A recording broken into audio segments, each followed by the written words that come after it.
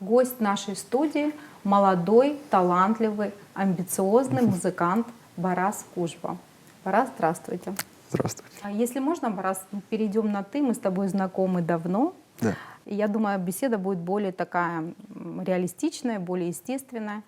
И вот я хотела бы, конечно, немного такой экскурс в твою биографию, чтобы наша широкая аудитория понимала, о чем вообще мы будем говорить и почему именно вот ты стал музыкантом. Ты, насколько мне известно, родился в Анкаре, в Турции. Когда тебе было 6 лет, семья переехала на историческую родину, в Абхазию. Далее ты закончил Пицунскую музыкальную школу по классу фортепиано, насколько мне известно, и потом поступил в Сухумское музыкальное училище на класс фортепиано и хородирижирования, который ты и окончил с отличием. И по окончанию музыкального училища ты поступаешь в консерваторию в Москве. Заканчиваешь ее с отличием, но уже в качестве дирижера. Давай сначала, вот как бы если уж говорим о твоей как бы специфике, о твоей деятельности профессиональной, почему музыка, почему ты вот нашел себя именно в искусстве, ты не стал врачом, как твой брат старший, да, допустим, либо кем-либо еще, и почему свою жизнь, профессию ты посвящаешь музыке? Ну, я помню, об этом говорил в разных интервью. Ну, это, конечно, в первую очередь заслуга моих родителей, моих учителей. Ведь когда мы маленькие, а мы все когда-то были маленькими, да, и мы делаем то, что нам говорят наши учителя, родители, они, безусловно, нам всегда желают самое лучшее. И увидели во мне талант, может быть, музыканта, и я продолжил эту линию уже в осознанном возрасте. Это был мой выбор, и поэтому Ты был, видимо, таким послушным ребенком на фоне других детей, которые, может быть, начинали учиться в музыкальной школе, потом бросали, как это обычно бывает. Ты, скорее всего, наделен трудолюбием, как мне кажется, и целеустремленностью, поэтому эти два качества и помогли тебе, в принципе, стать тем, кем ты и являешься сейчас. И даже вот скажу вот такую вещь, я тоже недавно это где-то вычитала, что тебя называют дирижером нового поколения. И я скажу, как это понимаю я, потому что, скорее всего, может быть, и не вкладывали такой смысл, но я это понимаю двояко, что ты, помимо того, что ты молодой дирижер, у тебя, скорее всего, другое видение, ты другой немножко формации.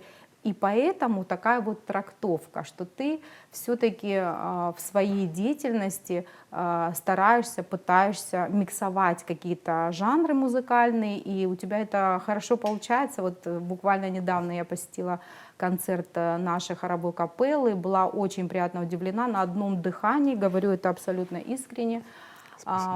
Прошел этот концерт, и вот что меня поразило, на фоне вот классических произведений было исполнение одной из наших тоже известных солисток филармонии, талантливая Нана Черкезия, вот исполнение адыгской песни Умара Тхайбисимова «Синана». Да?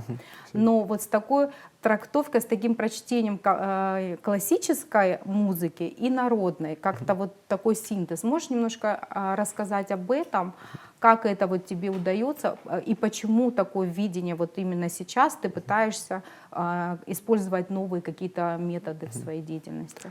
Ну, вообще, в первую очередь, если мы затрагиваем этот концерт, то практически все аранжировки, которые в тот день звучали, это аранжировки моего учителя, Надара Викторовича Чанба. Он получил прекрасное образование также в том месте, где я учился. Еще в 1985 году он окончил Московскую консерваторию. После этого у него была большая карьера исполнительская, и в том числе композиторская. И он в том числе посвятил вот себя вот этому делу вот, аранжировок, да, именно хоровых обработок. И, конечно же, я вот сколько лет занимаюсь дирижированием, я всегда изучал его аранжировки, и мне было всегда интересно именно в этом направлении работать, потому что, как говорил известный, да, композитор, русский композитор Глинка, что музыку пишет народ, а композитор ее аранжирует. Поэтому, да, вся музыка, она, в принципе, Дорабатывают, дорабатывают, да, И в каждую эпоху это по-разному, да, происходит. Там, в 18 веке люди иначе видели, да, развитие музыки, а в 21-м совершенно иначе. Но нам повезло, мы можем анализировать прошлые века, и в это же время можем создать что-то новое, свое, чтобы оставить в будущем, да, исполнителям. И вот мне повезло, что Надар Викторович, когда мы это изучаем вместе, да, с капеллой, репетируем, он находится рядом с нами, он может прийти и сказать свое мнение, Да, какие-то замечания, может быть, авторское, да. И поэтому нам повезло в этом смысле, когда автор, так скажем, под жив. боком. Да, и получается хорошо, потому что задумка композитора — это важнее всего Ну, такая для получилась исполнителей. очень качественная коллаборация у вас музыкальная, потому что, ну, я впервые в Абхазии видела вот такого плана концерт, где несколько жанров очень гармонично сочетались. И вот я же говорю, что, может, повторяюсь, программа была на одном дыхании. И я вот, и я думаю, что и другие зрители будут ждать с нетерпением следующих ваших проектов. Да, И действительно, эту программу мы готовили больше месяца. Это был сольный концерт капеллы, да, в Русском драматическом театре к окончанию театрального их сезона. И там были разные блоки. Мы начали сперва с абхазских композиторов. Это для нас очень важно, потому что музыка абхазских композиторов — это то, что мы должны исполнять как государственный коллектив. И нам есть что показать нашим гостям, ну, жителям, само собой. И всегда мы стараемся популяризировать нашу музыку. Вот я смотрю здесь кадры, в том числе Спицунского фестиваля, где, когда к нам приезжают артисты из разных стран, все равно перед тем, как составлять программу, я всегда думаю о том, чтобы дать иностранным исполнителям именно абхазскую музыку, чтобы это было, ну, как-то более свежо, иначе, потому что представители разных культур, когда происходит некий обмен, да, это обогащает, потому что это не секрет, что люди как-то открыты к чужим, да, культурам, значит, они добрее, они человечнее, образованнее, да, и это то, что нас делает людьми, именно делиться, да, видеть общее. Поэтому это как мозаика своего рода, разные культуры, это как камушки мозаики, и дай Бог, чтобы, несмотря там на многие сложности сейчас в мире, да, чтобы мы смогли сохранить все культуры, которые есть сейчас. Ну вот, наверное, не все зрители знакомы с твоей деятельностью на сегодняшний момент. Я хотела бы проговорить, что ты являешься руководителем Международного Пицунского музыкального фестиваля. Уже вот несколько раз, да, проводился этот фестиваль под твоим руководством. И плюс ко всему ты являешься дирижером абхазской хоровой капеллы. И вот хотелось бы все-таки услышать, почему именно дирижирование, почему не в качестве пианиста, потому что, насколько я помню, вот на моей памяти остались эпизоды такие с твоей концертной деятельности. Потрясающий пианист, и мы с удовольствием ходили на все концерты, которые проводило Сухумское музыкальное училище в нашей филармонии, и за это большая благодарность и руководству училища, и всем тем, кто стоит у истоков такого колоссального труда, потому что наше музыкальное училище — это поистине кузница таких талантливых людей в лице вот тебя, много наших именитых музыкантов, которые окончили это училище. И вот все-таки почему дирижирование, почему ты стал дирижером, а не пианистом? Ну, это на самом деле для меня тоже интересная история, потому что до того, как я познакомился с Надаром Викторовичем, у меня даже и в мыслях, по сути, не было. Я и не интересовался дирижерским ремеслом, так скажем. Мне было лет 13, когда он приехал к нам домой. Он позвонил отцу, они были знакомы через его сестру. Да. И он приехал и начал общаться со мной в целом о музыке. И тогда я понял одну важную вещь. Тогда мне еще было 13 лет, что главное — это не то, что кто на каком инструменте играет, либо же на чем-то, ну, исполняет, да, а самое главное — быть музыкантом. А это в широком понимании, конечно, потому что музыкальный мир очень богатый. Можно посвятить жизнь действительно одному инструменту, а можно посвятить жизнь в какой-то степени обществу, потому что дирижирование — это же постоянная коммуникация с людьми. Это нужно быть очень, наверное, устойчивым человеком. И сложности воспринимать не как какое-то бедствие, а наоборот, как интерес в том, как их преодолеть. И это, конечно, благодаря, в том числе, Надару Викторовичу, возможно, моему какому-то темпераменту, хотя мне непонятно, какой я дирижер, это понятно артистам, но я, тем не менее, пытаюсь быть убедительным. И для меня было очень интересно в этом копаться, потому что, когда ты открываешь партитуру, да, когда ты смотришь много голосов, что важнее, что менее важно, и это все вдохновляет, это все открывает новые границы в голове в том числе. И все равно мне и Палитра моя, шире. конечно, Да, моя фортепиано, так скажем, школа, благодаря Нелли Борисовне Бжане, она меня воспитала в том числе как музыканта. И этот опыт именно инструменталистики, я бы сказал, да, он очень мне пригодился и в дирижировании, особенно когда мы разбираем хоровые произведения, я все равно сижу за роялем и там, подыгрываю, играю голоса. И это все, конечно, помогает. Ну, Вообще в лишних мире знаний не музыки бывает, лишних конечно. навыков, я бы Да. сказал, не бывает. Я был бы рад, если бы умел играть еще на струнных Да. инструментах, но, к сожалению, одной жизни не хватит, чтобы исчерпать вот это все. Но когда просто я начал заниматься дирижированием, я понял то, что это более, скорее, на мой взгляд, более масштабная история, как для личности, так как это интересный репертуар очень, хотя сейчас меня пианисты, наверное, поругают, у них репертуар более может быть богатый, но хоровая и симфоническая музыка, это, конечно, это большой объем информации, и Ну, там нет, ты считаешь, там что нет ты конца. себя лучше проявишь именно в этой деятельности, в этом направлении, Ну, да? я себя вот в этом, наверное, Видишь? нашел и вижу, потому И что получается очень и вроде бы хорошо. получается. И я рад, конечно, потому что я очень люблю людей. Мне очень интересно всегда общаться. И благодаря дирижерскому ремеслу я, возможно, в себе и воспитал новые какие-то, так скажем, сильные точки.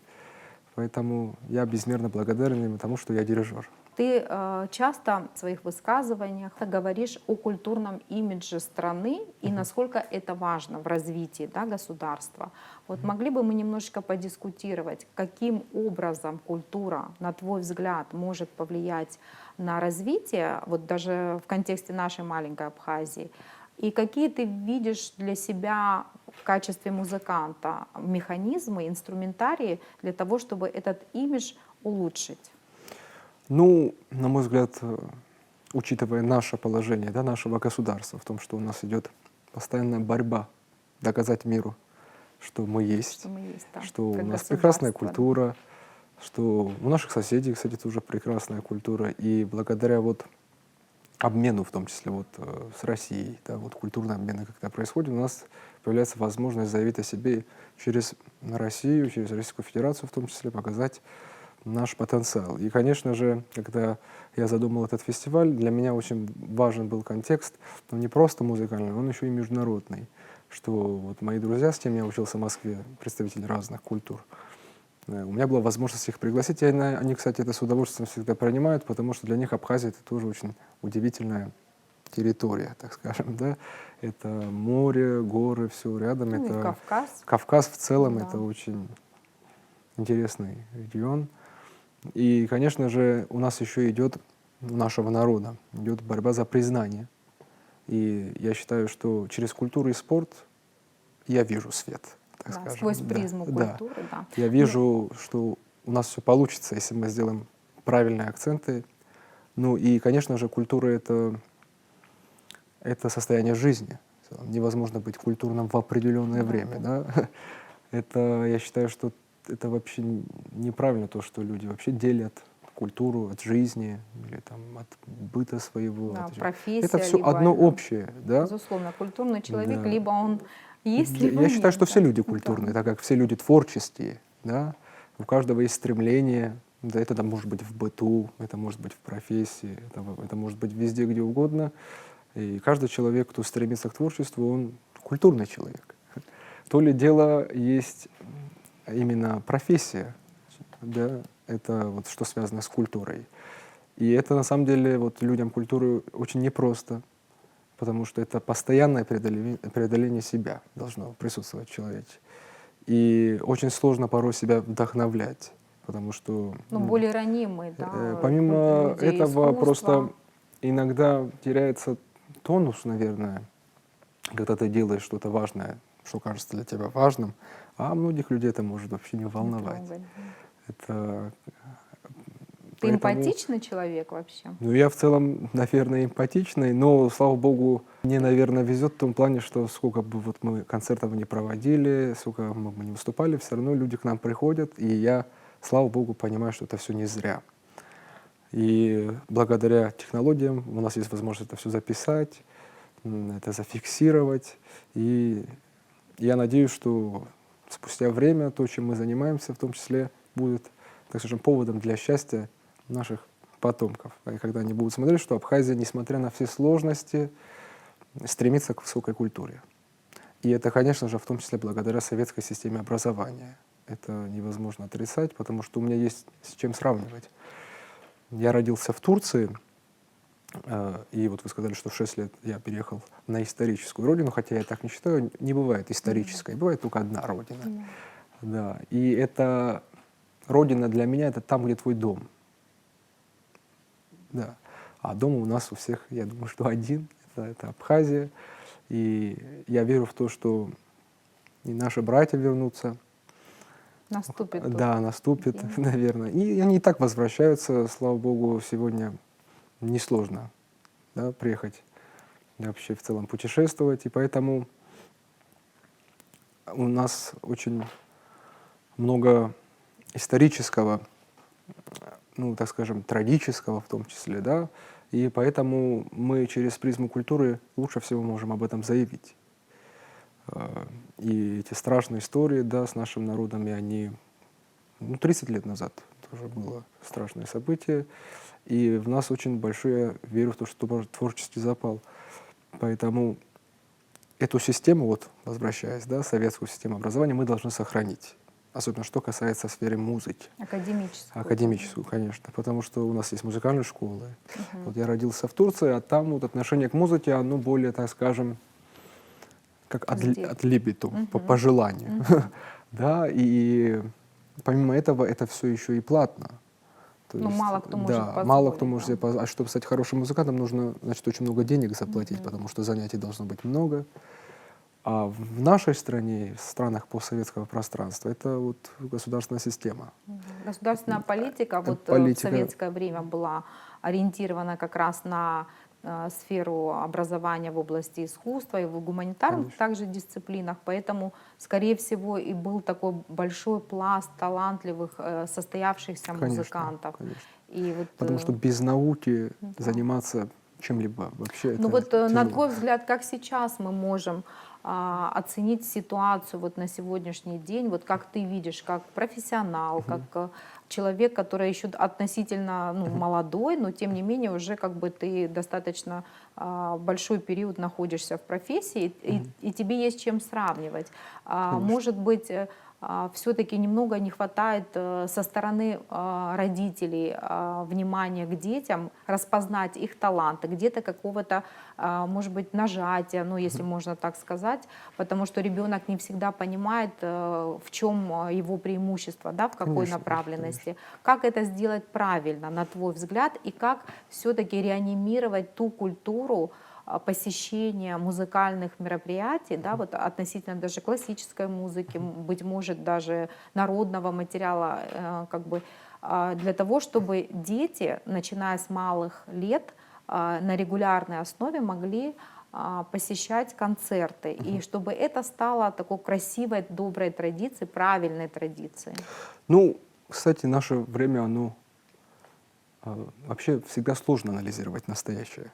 Это спустя времени все. Ну, попробуй. Да, все, спустя времени все становится Ну, более это очевидным. субъективное мнение, Да, но ты конечно. имеешь право на И мнение. нет, и безусловно. И я вот на сегодняшний день предполагаю, что можно навязать все, что угодно, благодаря технологиям, благодаря информационной, да, Да, медиа. медиапространству, потому что Вот И, я к же сожалению, да. где-то это мешает Это, вот конечно, сейчас, где-то потому мешает. что И в очень целом много. всегда поп-культура, она всегда все равно берет свое. Но просто вот мы же говорили о советской системе, да, а советская система, она, система само собой, но она строилась на людях. Это были совершенно другие люди. Это можно увидеть по их глазам, по их интонации. И тоже сложные времена были после развала Советского Союза, в целом 90-е, да, и нулевые. И, конечно, теряется, возможно, некий дух интеллигентности в целом в обществе. Ну, это, я думаю, что все можно восстановить, конечно, но эту систему, чтобы сохранить, нужно очень много как бы тратить на то, что, в принципе, людям, наверное, невыгодно, потому что вот музыкальная школа, там преподаватели, им нужно давать зарплату, они должны кормить свою семью. А на Но все энтузиазме, взаимосвязано, конечно, на да, энтузиазме конечно. можно там год, два, три, а Да. реальные проблемы никто не решает, да, а людям нужно внимание. Это, я считаю, что государственные деятели, которые Да, это занимаются, сложные процессы, это сложный процесс, безусловно, безусловно, но да, но государственные деятели в необходимо. нашем случае, да, в нашей стране должны сделать акцент именно на преподавателей, на их зарплаты, потому что если мы вырастим достойное поколение, то мы получим намного лучше плоды. Это все вернется. Безусловно. То, что вкладывается в образование, это всегда Да. возвращается. И поэтому вот эту систему надо сохранить, безусловно, и ее приумножить. Но кадры, ведь Но сейчас вот я музыканты, да, вот когда ездят учиться, многие предпочитают все равно исполнительскую карьеру.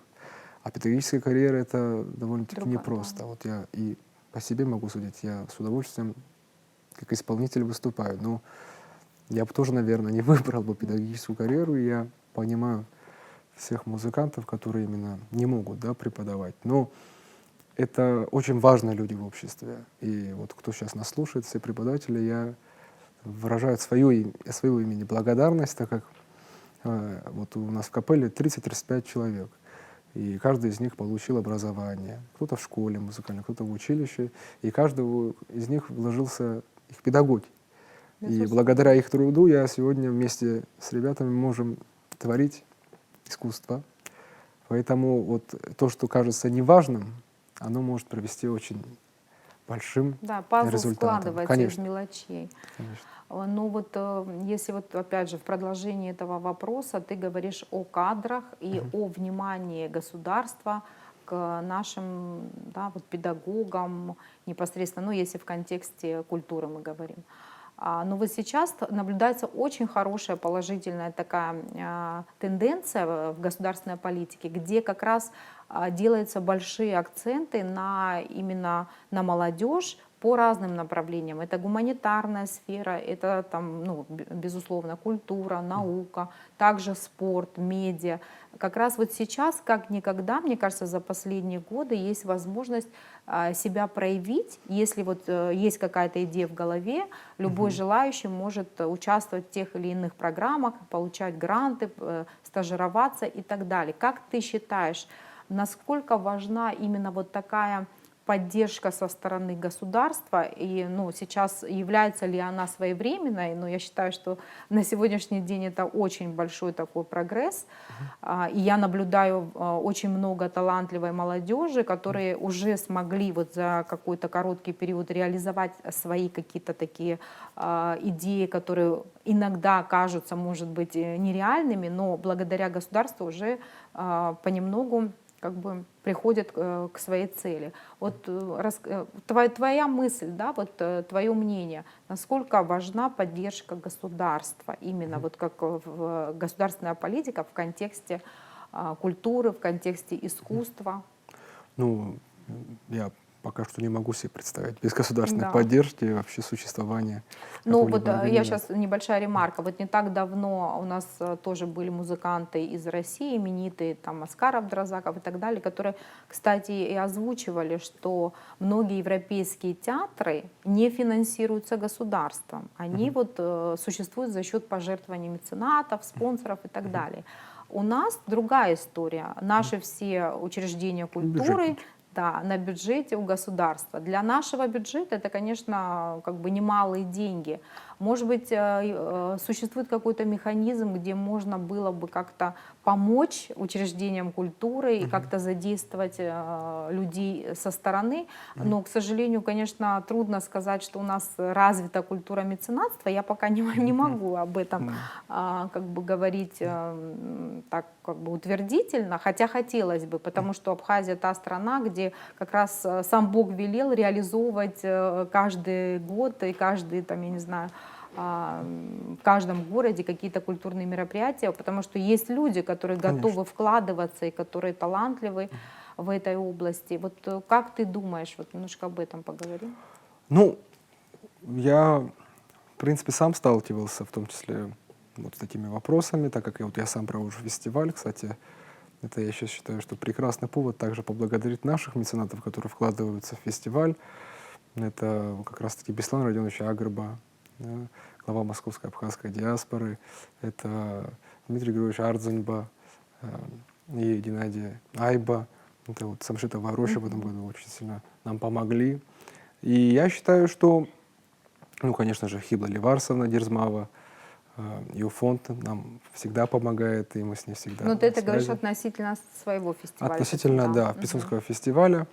И я это к чему говорю? К тому, что, ну, во-первых, чтобы получить какое-то финансирование, нужно, наверное, вдохновить в том числе людей, которые, Конечно. да, готовы вложить. И, конечно же, главное — это общение, да, общение с людьми. Искренность. Искренность — это доказать нужно, всегда нужно доказывать, Чтобы зачем это человек делается, для прочувствовал, чего да. это делается. Потому что на сегодняшний день очень много разных проектов, очень многие люди обращаются к разным организациям и так далее, но всегда видно, когда смотришь на проект, есть ли в этом суть. Вот это очень важно, потому что если нет сути, то это все превращается в духотчетности, чего, в принципе, очень много в мире.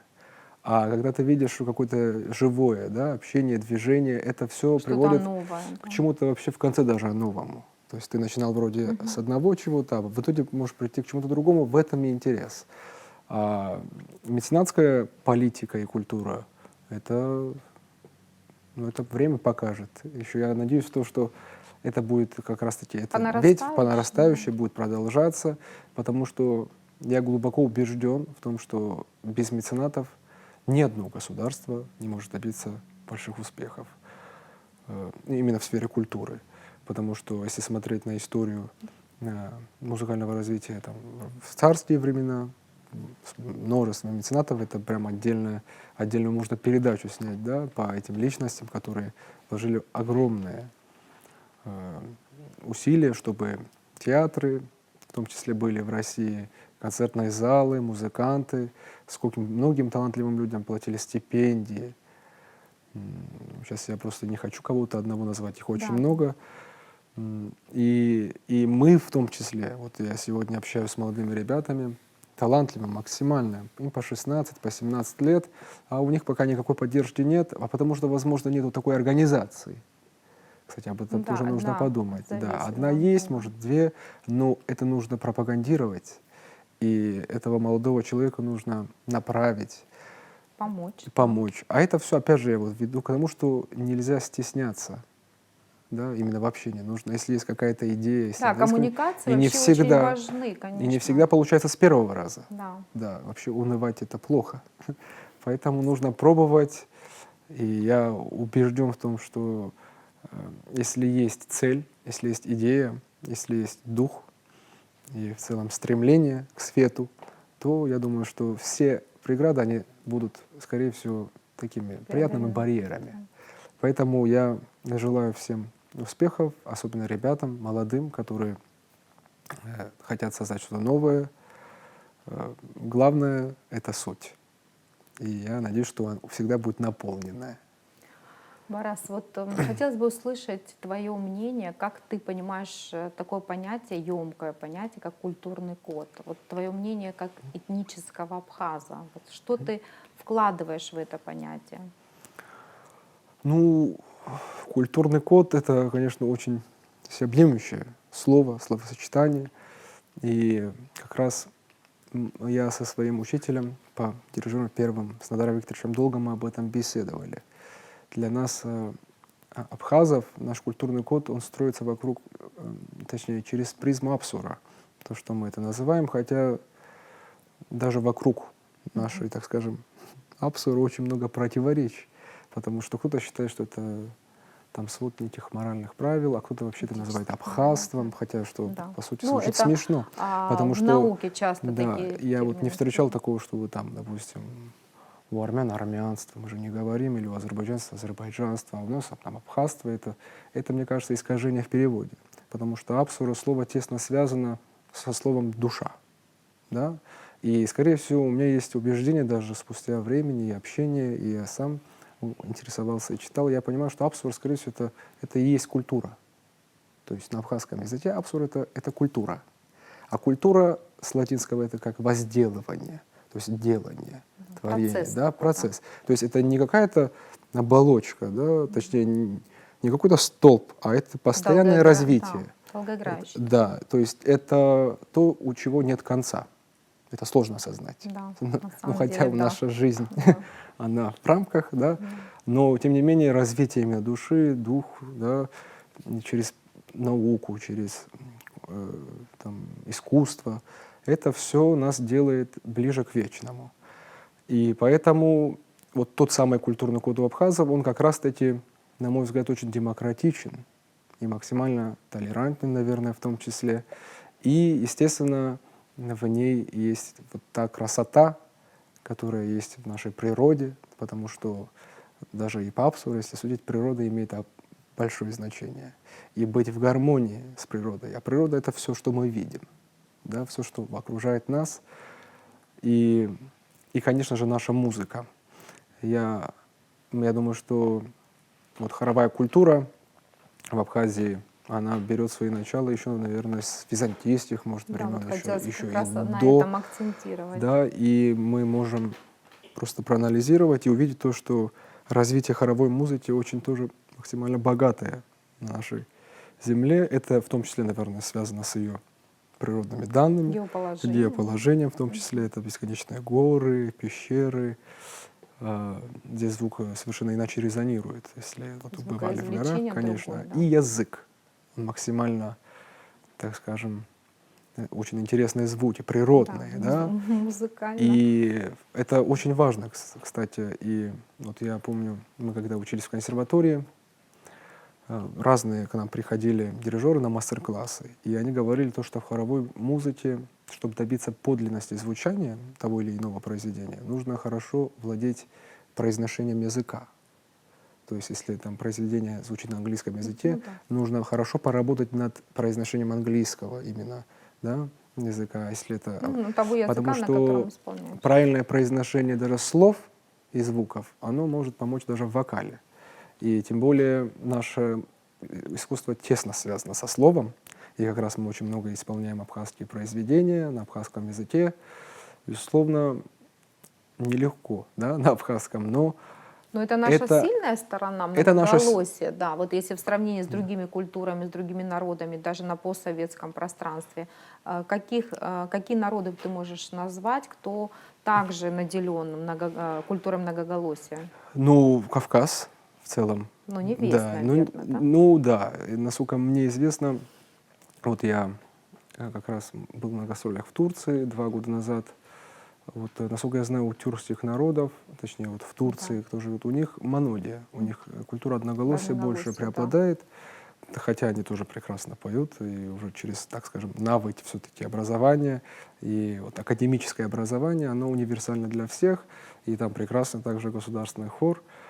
Ну, это наша сильная сторона, безусловно, потому что это богатство, это Которое когда можно и нужно транслировать да, конечно, в и мир. когда много голосов, это всегда интереснее даже с точки зрения дирижирования. Это всегда какие-то, ну, так скажем, разные слои, когда перекрещиваются и когда наполняют палитра друг друга, богаче, палитра да. богатая. И это, возможности конечно, приемов, да, безусловно, использования безусловно. в деятельности. И я считаю, что эту культуру как раз-таки нужно исследовать в Абхазии, многоголосие. И это, я Быть считаю, может, что... твоя работа Да. кандидатская диссертация будет посвящена? Вот когда я как раз-таки заканчивал консерваторию, моя тема, мой реферат был посвящен творчеству Надара Викторовича Чамба. Назывался мой «Повести звуковых архетипов». Вот, да, «Повести звуковых архетипов» в творчестве Надара Викторовича Чамба на примере абхазского реквиема. Достаточно сложно. Да, да, и это вот на 50 страниц был вот реферат. Ты можешь научный. продолжить, да, как в качестве кандидатской Ну, конечно, работы, да, это эту зависит от тему, желания, да, это в зависит принципе. от того, нужно ли это будет мне в жизни. Конечно, у меня есть представление об этом, но это нужно все фиксировать. А я пока что себя вижу все равно в исполнительской стези. И поэтому вот я, конечно, очень много трачу времени для того, чтобы прийти к подлинности звучания во всем. Потому что вот хоровая музыка и жанры разные в хоровой музыке, и, безусловно, нужно хорошо владеть историей развития музыки, чтобы это было не фальшивое исполнение, да, а было ближе к подлинному, а для этого очень нужно много провести времени, слушать музыку. Да. Слава Богу, у нас приблизительно с начала 20-х годов 20 века, 30-х есть огромный пласт исполнительской школы. И я понимаю, что, ну, действительно, наверное, одной жизни не хватит, чтобы все Все, конечно. узнать, Объять сделать. И тем необъятное. более это еще и живое искусство. Вот я могу сравнивать выступления наши. Где-то получается все удачно, а где-то вот не получается, потому что это живой организм, хор. Это собрание личностей. Это же не роботы, да, это у всех свои проблемы, каждый о чем. И привести к общему единому знаменателю любой коллектив, ну, так скажем, в серьезном смысле этого слова, в наполненном смысле этого слова, это очень сложно. В этом помогает интуиция иногда, иногда приемы, которые мы изучаем это вот в консерватории, да, и конечно, энергетика. Не всегда получается прийти и вот сразу понять друг друга. Ну, это я бы... Ну, это сложный, Это да, сложно, сложный да. процесс, который требует и внимания, и времени, и И самое усилия, главное, конечно. это цели, конечно. Да. Это и желание. И когда вот я первый раз вышел к хору, после того, как я еще и был пианистом, да, и для меня это было непривычное ощущение, потому что как пианист я мог сесть и сам воспроизвести музыку, не договариваясь с кем-либо. Да. А тут Да, ты выходишь, специфика и другая. нужно показать правильное, да, дыхание Да. в первую очередь. Хоровая музыка, она строится на дыхании. Это одна из важных вещей. И потом со временем, репетируя с разными людьми, с разными коллективами, понимаешь то, что в этом и, наверное, смысл хоровой музыки, что нужно быть открытым человеком. И когда хор видит открытого человека, он доверяет, и происходит то, что мы называем вот ансамбль. И добиться этого ансамбля... Синергия такая. Синергия, да, всё-таки, синергия, да, конечно. синергия. И это, я считаю, что вот хороший ансамбль — это лучшее, что может быть вообще в мире музыки. Да. Не могу не согласиться. Вот еще такой для меня очень такой актуальный вопрос. И вот я занимаюсь наукой и косвенно где-то соприкасаюсь с материалами. Все-таки хотела бы услышать твое мнение относительно музыкальной культуры нашей диаспоры в Турции, вообще за рубежом, да, абхазо-адыгской диаспоры. Вот как ты считаешь, где больше сохранилось аутентики, вот аутентичного материала и почему? И возможно ли как-то вот провести какой-то сравнительно-типологический анализ и потом, как следствие, да, своего рода какой-то творческий синтез, обработать материал, привести его в какой-то такой правильный, да, не аморфное состояние, а более правильное, завершенное состояние, и создать какой-то такой музыкальный фонд, который, в принципе, вот насколько мне известно, в Лондоне в лондонском архиве есть большой музыкальный пласт нашей, вот я имею в виду аутентичной абхазской музыки, адыгской музыки.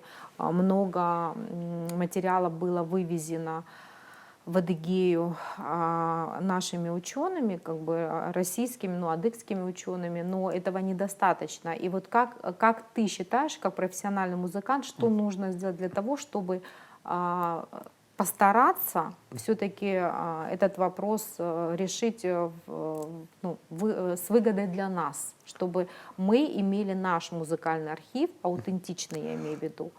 И вот хотелось бы... Ну, вообще, наверное, самое важное в этом вопросе именно сейчас, в век цифровизации все-таки, нам нужно все архивировать именно в цифровом виде, потому что все, что как бы живое, это все прекрасно, это надо хранить, безусловно, но все может потеряться или сгореть, да, как это было, к сожалению, это большая трагедия на примере вот, картинной галереи, да. Поэтому, чтобы таких случаев не было в мире музыки, а так как это нечто иное, это живопись все-таки, это вот если сгорело, все. Да. А в мире музыки, если оцифровать, то есть шансы Ну вообще сохранить какие-то всё. попытки есть, вот ведется такая Вот работа? я Просто как раз таки не- об этом мы сегодня договорили в капелле, вот у нас новый директор Хибла Хибла Возба, Возба, да, и мы с ней как раз на совещании сегодня говорили о том, что нужно архивировать, безусловно, все. По возможности. Это, да, что касается капеллы, это фотографии коллектива, это ноты, которые Да, я приносили поняла, что абхазские композиторы в разное время, оставляли. Это все нужно отсканировать. И это, кстати, очень большой объем работы, потому что это не самый интересный, так скажем, Ну вид да, работы. да, рутина Но такая, это да, но очень это важно. важно, да. Один раз сделать, и это остается на все время, да, пока есть цифровые технологии. И поэтому нам, абхазам, в первую очередь нужно создать фонд, безусловно, наших композиторов, собрать все абсолютно произведения, которые изложены в нотах, и создать, это может быть интернет-библиотеку и что-то еще, и также и надо искать качественное видеоисполнение. Особенно вот есть прекрасный хор долгожителей Нарта. Вот, когда мы смотрим их исполнение, когда там включают запись 70-х, да, годов, это очень сильно вдохновляет, когда каждый видит своих близких, своих старших, как они все вместе горели одной идеей, выходили, танцевали, пели. Это, конечно, очень приятно. И этот фонд нам необходим, чтобы продолжить эту линию. Невозможно, Безусловно, не да. зная историю, не зная, Да. что было, невозможно продолжить что-либо вообще. И поэтому надо приложить Хронология усилия, должна быть, да, безусловно, надо определенная. приложить усилия, в том числе должна быть государственная поддержка по этому вопросу, Ну, это чтобы не дешевое да, удовольствие. чтобы мы собрали Конечно. все материалы, связанные с музыкой. Именно с музыкой. Это не только народное, да, это и академическое, Да, потому что за 100 лет Да, много. все-таки появился, я могу смело об этом сказать, пласт абхазских композиторов. И вот как раз мы 25 ноября, вот через пару дней, будет юбилей училища, где будут исполнять кантату Апсны, в честь которого названо училище Алексея Да, Чичпа. Чичпа. И также будут произведения других композиторов, вот Надара Викторовича, в том числе они все, кстати, выпускники Сухумского музыкального училища. И это для нас, Историческое событие. для нас очень, поистине. для абхазского народа это очень важно. Потому что все, что касается высокого искусства, это совершенно другой уровень. И мы, абхазы, на сегодняшний день, когда говорим о признании, я считаю, что нас само собой должны признать. Да? Это логично, что есть абхазы, и эта страна. Ну, я уверена, со временем так и будет. Да, я тоже. Но, тем не менее, это непростая борьба, и мы должны именно вот все хорошее приумножать. И для этого мы можем стать врагами только сами себе. Да? А этого не надо делать.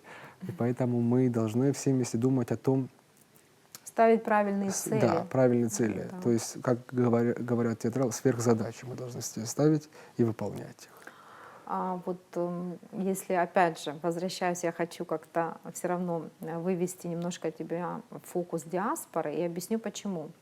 Где-то ты также высказывался в интервью, что тебя немного будоражит ситуация даже в контексте наших, да, абхазских свадеб, кавказских свадеб, когда слышна музыка, которая, ну, мягко говоря, непрофессиональна, и как бы она трансформирована, но не в правильном таком музыкальном ключе.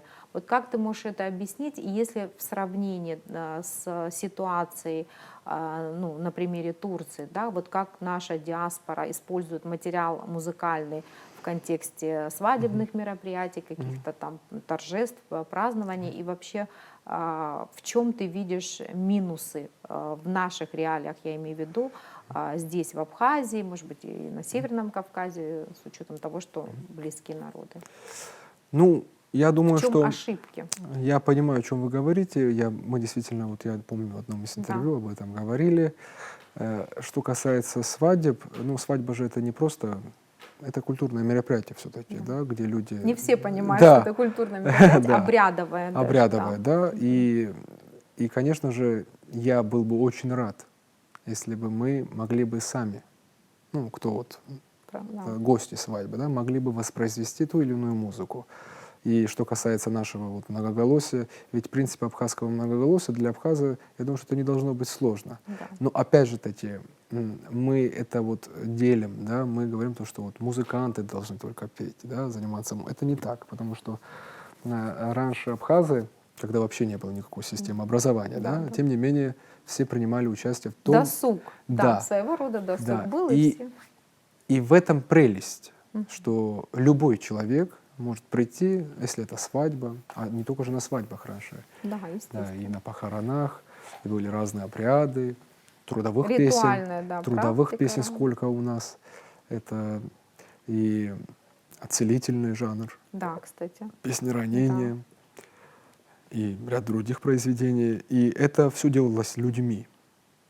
В первую очередь, не музыкантами, да, не сантехниками, да, не тем, это не важно.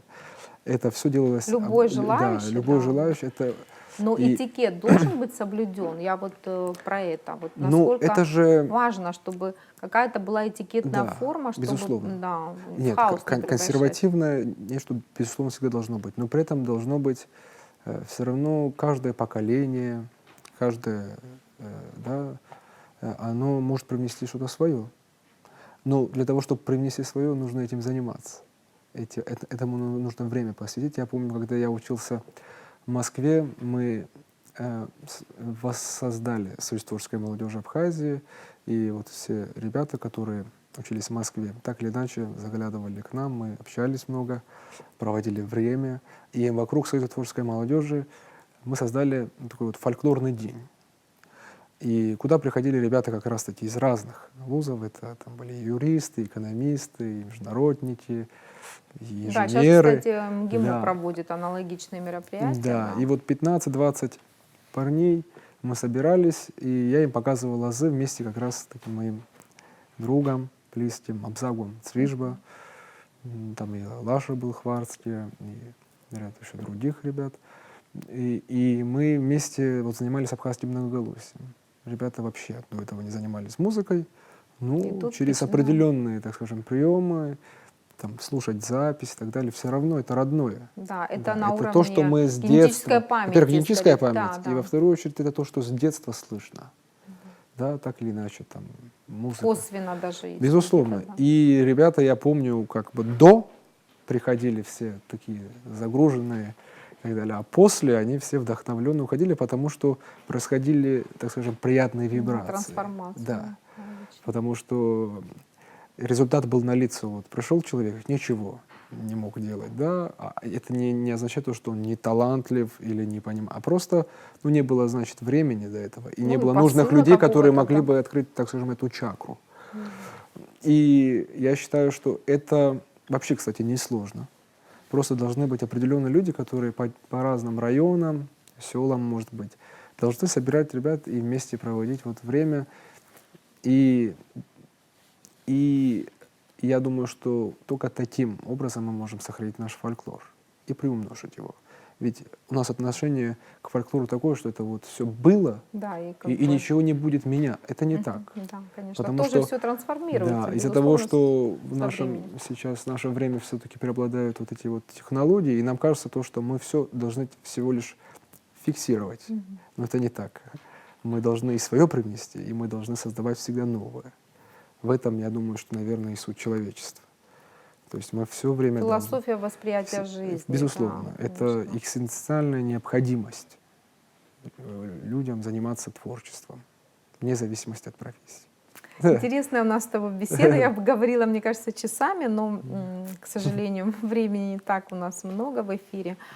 Ну вот, если вот подытожить нашу беседу, я думаю, что закончить хотелось бы таким блиц-опросником даже. Опять же, те вопросы, которые, в принципе, они на поверхности, им интересны мне, я думаю, будут интересны и зрителям. Ты человек творческий, конечно же, какие-то строишь планы на будущее, перспективы у тебя хорошие, потому что ты наделен талантом. И талант, помноженный на усердие, на труд, на жажду знаний новых, дает в итоге вот такой хороший, качественный результат, который мы, в принципе, наблюдаем в твоей деятельности. А вот если немножечко отойти в сторону, хотелось бы вот какие-то такие ключевые позиции, чтобы ты обозначил емко, коротко. Что для тебя Родина? Что значит? Как ты понимаешь это понятие Родина? Ну, это, наверное, в первую очередь люди, да, которые вот меня окружают, это родные люди, это, безусловно, наши песни. Да, вот я как человек в творчестве могу смело об этом сказать. Это наша культура, которая открывает во мне всегда что-то новое. И это, наверное, и все и есть Родина. А что значит быть для тебя абхазом? Что ты вкладываешь в это слово? Какой Ну, смысл? вот как раз мы же говорили об Апсура. Вот, наверное, для меня Апсура — это не неписанные же законы, да? Это чутье, это интуиция, это скромность в хорошем смысле этого слова. И я считаю, что вот это и, наверное, есть вот абхаз. Да. Наверное. Ну, это об этом можно долго Да, рассуждать. долго можно Блин. рассуждать. Да, Ну, и я да, поняла твою да, мысль. да. Хорошо. Следующий вопрос относительно твоей профессии. Музыка, да, вот это основная твоя как бы направленность, а музыка и твое мироощущение. Что ты можешь об этом сказать? Музыка и мое мироощущение, Да. я до конца не понял. Ну вот насколько ты сквозь призму музыки понимаешь этот мир и что ты можешь привнести в этот мир посредством музыки? Ну, я считаю, что музыка — это универсальный язык для всего человечества. И я считаю, что у нее нет границ. И я убежден в том, что сколько мы больше, именно музыканты, да и обычные люди, тратим время в музыке, тем больше мы находим для себя поводы для радости и счастья. Поэтому это тоже открытый вопрос. А в чем твоя сильная сторона? Чем ты гордишься вот, своей деятельности, может быть, своей биографии? Это тоже сложный Ну, вопрос. тем не Ну, менее. я бы не сказал, что я Давай. горжусь, но тем не менее мне приятно, безусловно, что я могу представлять нашу небольшую страну в разных площадках. Для меня это, безусловно, повод для счастья. И, конечно же, чем я еще могу говорить? Тем, что такие прекрасные были учителя у меня. Наверное, это тоже я вот этим горжусь. И я считаю, что и надеюсь, что день придет, наша капелла, да, будет гастролировать в разных странах, Как и это? это, наверное, будет тоже для меня большим поводом для гордости. Как и было ранее, да? Как и было ранее, да. О чем ты сожалеешь? Ну, ни о чем. Я Веришь? думаю, что все хорошо. Да. Твоя главная мечта? Моя главная Ну, одну мечта. я знаю, может быть, еще какая-то. Моя главная мечта, что было больше осознанности в обществе, что культура, что академическая музыка, да и в целом высокое искусство, это что было ближе к людям. Вот это вот, наверное, моя главная мечта, что это было не что-то там далеко, непонятно, а вот что-то близкое, что это может стать поводом сближения многих людей. Ну и школа. Ну и школа, да. Да. Да. Я думаю, что школа все-таки это более такое, да, реальное Да. такое воплощение. В чем заключается для тебя счастье? Ну, это, как говорил один из филологов, я точно его не помню, счастье — это соучастие, да, говорят так. Я абсолютно в этом убежден. А что такое счастье? Это когда есть возможность делиться, да, знаниями, эмоциями, и это и есть счастье. Сейчас, да, и сейчасье. Это все вот как-то так. Да. Хорошо. Какова формула успеха, на твой взгляд? Есть ли какие-то клише, может быть, я не знаю? Ну, я считаю, что успех тоже, он может быть иногда мнимым. Да? То, что для меня кажется успехом, для кого-то это... Да? Я считаю, что вот есть успехи, а есть реальные творческие достижения. Вот я считаю, что творческие достижения, именно внутренние, когда ты сам понимаешь, что ты переступил к чему-то новому, преодолел себя, это важнее. Это может быть неуспешно, но это может быть важно с точки зрения творческих достижений. То, что иногда незаметно, является более, на самом деле, в правильном смысле этого успешным, чем какой-то, может быть, хороший концерт, где было много людей и так далее. Это может быть Надо как раз-таки... уметь правильные акценты, да? Правильные акценты делать, и я считаю, что успех — это когда человек преодолевает себя самого в первую очередь, а все остальное — это Сопутствующие. сопутствующее. Либо как следствие. Да. Каким ты видишь будущее Абхазии? Каким хотел бы видеть будущее с твоей стороны? Ну, я вижу свободным, потому что пока есть абхазы очень свободолюбивые люди, да, и вот это самая главная ценность, я считаю, что. И надеюсь, пока будет Абхазия, она будет свободная, и она будет всегда. Вот в нашей беседе, диалоге, ты часто, несколько раз проговорил термин «апсвара». И ты акцентировал на том, что в корне этого слова есть слово «душа», да? Вот если в переводе. Вот что сейчас говорит твоя душа? Что бы ты хотел сказать нашим зрителям и пожелать, быть может, твоя душа и твое сердце, что бы сказала бы? Знаете, вы так красиво задали вопрос, Да. я даже не знаю, как ответить. Я желаю нашим людям в первую очередь, несмотря на все сложности, не унывать.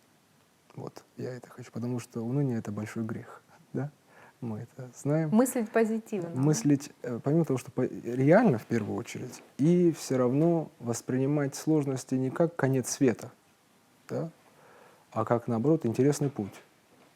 И тогда опыт, да, и тогда все будет хорошо. Главное не унывать и стремиться к свету. Спасибо, Барас. Я вообще готова с тобой часами дискутировать. Очень интересно было побеседовать с тобой, тем более о таких вот актуальных, на мой взгляд, вопросах культуры, искусства, развития государства в контексте культуры. И от тебя лично, и вот от нашей телерадиокомпании хотела бы тебе пожелать всяческих творческих успехов. Спасибо. И достижений, такого рвения и жажды создавать что-то новое во благо своей страны, своего народа, и как можно больше радовать нашу публику, и не только нашу, своим искусством. Спасибо тебе. Вам спасибо огромное. Спасибо.